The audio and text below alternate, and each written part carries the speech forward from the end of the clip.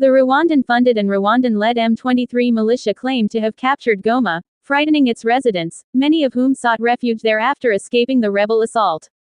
The city of Goma in the Eastern Democratic Republic of the Congo has been taken by a rebel militia supported by Rwanda. This is a huge win for the group and one of the biggest upticks in the two countries' conflict in recent memory. The M23 militia was defeated and remained inactive for nearly 10 years after briefly occupying Goma once before, in 2012. According to United Nations experts, it has now resurfaced with the intention of permanently occupying the area and taking use of its priceless rare materials.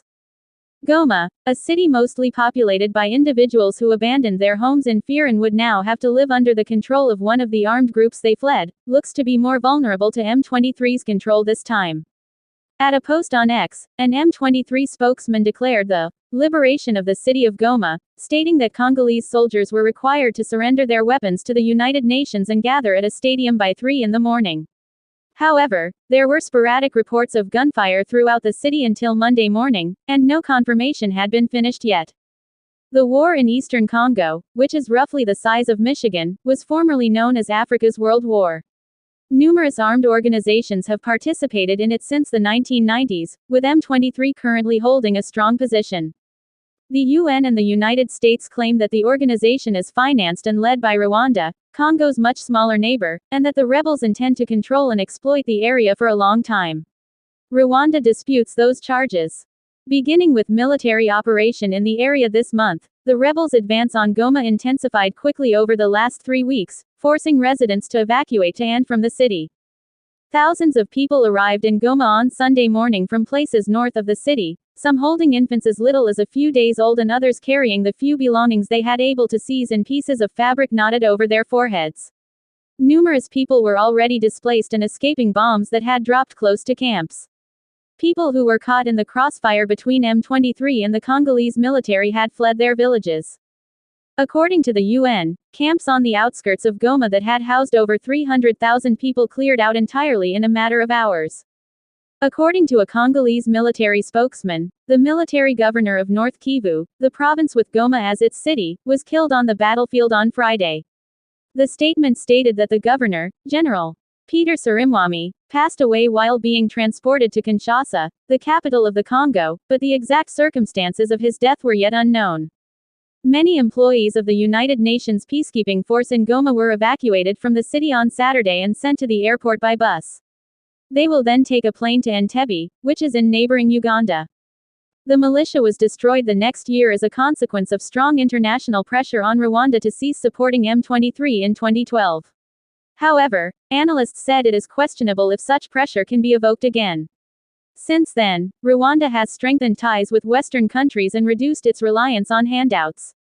The United States and other members of the UN Security Council denounced Rwanda actions during an emergency meeting on Sunday, but they refrained from demanding punishment. The chief of the UN peacekeeping effort in Congo, Bintou Keita, informed the audience that 3 peacekeepers had been murdered while attempting to defend Goma and Sake, a nearby town, from the M23's assault. She added that the airspace over Goma was restricted by the rebels. She put it like way, "We are trapped." An already severe humanitarian situation was getting worse as the rebels pushed on Goma. The UN Refugee Agency reports that since the beginning of this year, more than 400,000 people have left their homes as M23 rebels have targeted new regions of South Kivu and North Kivu province, which is home to Goma. They joined the 4.6 million people already displaced in the eastern part of Congo. Nevertheless, people continued to flow into Goma, frequently in lengthy lines. With some of their recovered possessions, several pushed wheelbarrows. Some carried mattresses on their heads and backs, while others rode bicycles. Many of them had injuries that may have been fatal. The head of the International Committee of the Red Cross's sub-delegation in Goma, Miriam Favier, stated on Friday that over 100 people had come at the hospital where she works in the previous day, which is typically the amount of people that arrive in a month. She remarked, "They're coming from everywhere. They're approaching from every angle." According to Ms. Favier, the number of children suffering severe injuries has been sharply rising, and she detailed how medical personnel are caring for patients who have been hit by shell or shrapnel. She urged heavy artillery users to scale back their attacks, stating that the hospital was forced to place patients on mattresses in the parking lot due to the large number of patients arriving with head injuries and chest problems. Schools were being converted into shelters for displaced individuals all across Goma. To avoid having to go out, families were hoarding what goods they could. Knowing that Goma was in the rebels' sights, many of the evacuees had sought refuge there since they had nowhere else to go. They sheltered wherever they could as the city fell into the hands of M23, many of them severely wounded, hungry, or freezing. While some slept in hospitals, others did so on the streets.